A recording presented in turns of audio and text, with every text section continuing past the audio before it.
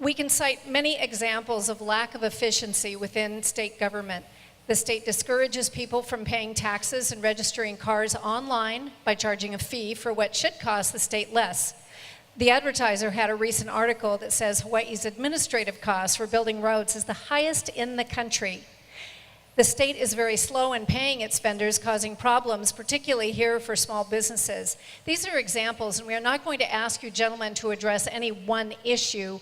What we're going to ask you to do is give us your overall take on what you could do, what you will do to bring Hawaii into this century in implementing state-of-the-art technology and processes.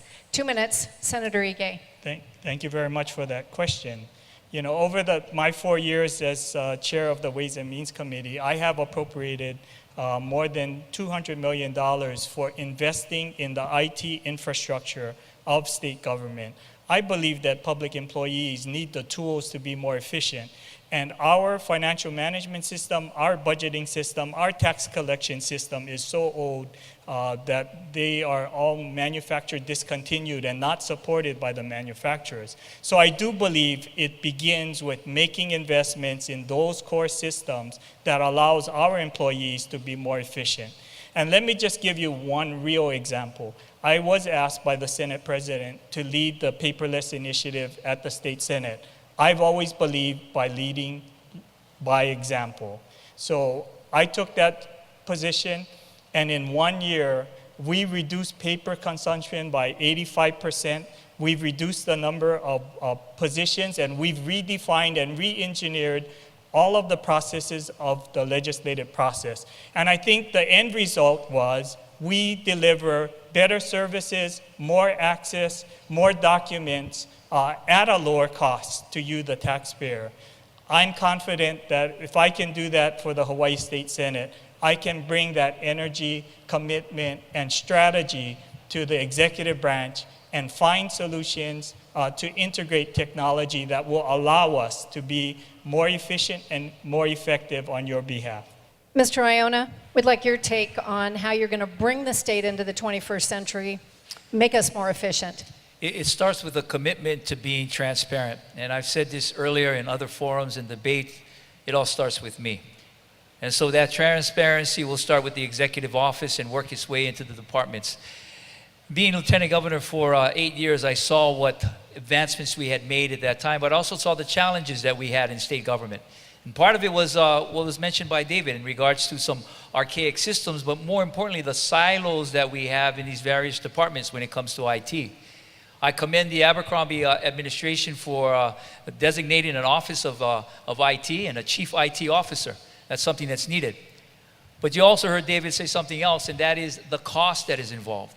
It's going to be a tremendous cost, and again, it's a matter of priorities, and can we do it? But I do know this, within each department, within each agency, within different levels of government, transparency can be much better, thus making it that much better for efficiency, because what happens when you have transparency, you now know what's happening in government. So with the permitting process that we have, why can't that be tracked, on the website, just like how UPS does it? You track your package. Why can't we do that in government? We have the infrastructure for that. It's just a matter of leadership in making that happen. How much would that cost? Not very much, but it can be done. So likewise, when it comes to transparency, when it comes to efficiency, those little changes will be made, but I'm committed. I'm committed to doing the best that we can in regards to changing out the systems that we have now so that it can be transparent for all of you. So you can see what's happening, and as a result of that, it'll be much more efficient. Thank you. I appreciate what Senator Ige did to change the culture in the Senate, but you're really talking about 25 senators and their staff. I did it at the city and county of Honolulu for the 13th largest city in the United States with 10,000 employees. We changed the culture overnight. When I left office, we were the leading digital city in America. We got rid of 20-year-old computer mainframes. We brought in interoperability, where the police could talk to the fire could talk to the lifeguard. We spent more time making sure that customers went online than standing in line. Let me give you a very egregious example that's happening with conveyance tax, which is very important to the counties. That conveyance tax is not being processed expeditiously. Why? They're not using technology. They're still doing it manually. That delays the real property tax assessments that have to go from the county. It makes them worry, figuring out how are we going to value or figure out the property taxes and the like. This will be a major priority. I know how to fix that problem because we did it at the city and county of Honolulu. The state continues to work in silos. By the time I left the city, everything came out of the Department of Information and Technology. And if there's not enough money, I'll reach out to the private sector. That's what happened when Governor Abercrombie set up his Office of Technology. The Omidyar Foundation came forward and helped to fund it. You see, it takes a governor with that kind of experience and the breadth of being able to reach out into the private sector if there's not enough funding to do something that we should be doing so desperately, because at the end of the day, you want government to be customer friendly. If we're not customer friendly, you'll continue to be turned off by government, and we don't want that to happen.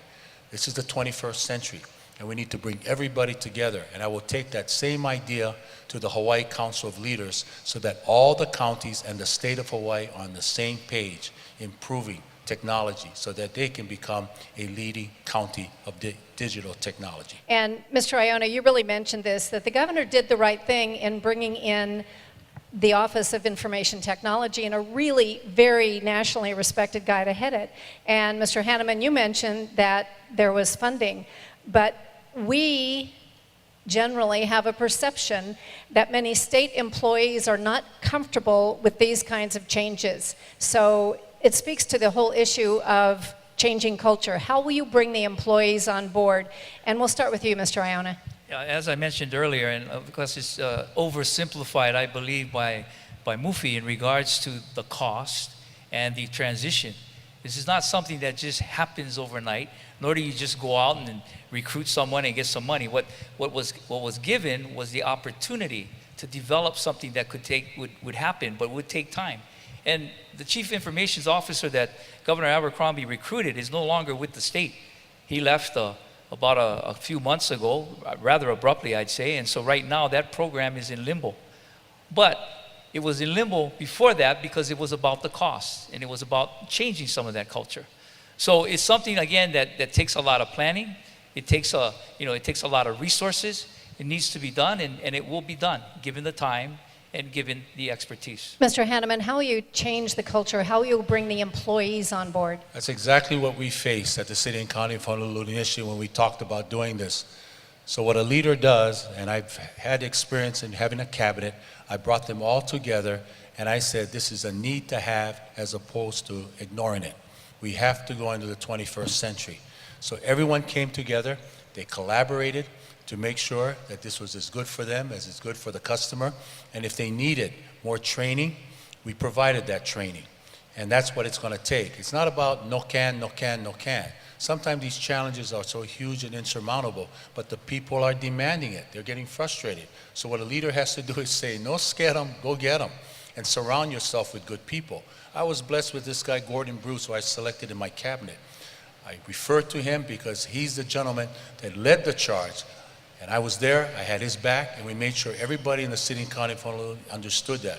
I want to do the same at the state level with the same process that we did at the city and county of Honolulu, because I believe at the end of the day, if that worker feels that it'll make his job more efficient, he'll make it happen. Senator Ige. Thank you. And you know, a lot of those questions faced me when I took on the project for taking the Senate paperless. I've always believed that we have good, committed public servants throughout state government, and most of them know the answers to make government more efficient. It really is about empowering them and supporting them and working through that. The first three meetings that I had on paperless, it was like a stone wall. Nobody believed that we were committed to make a change or make a difference. You identified that key first project to take their priorities and implement it. And once they believe that you're serious and you're committed, and this isn't just going to be the same old of talking and doing nothing, then it was like a dam burst. Every single meeting got better and better. The employees, they know what it will take to be more efficient. We just need to empower them.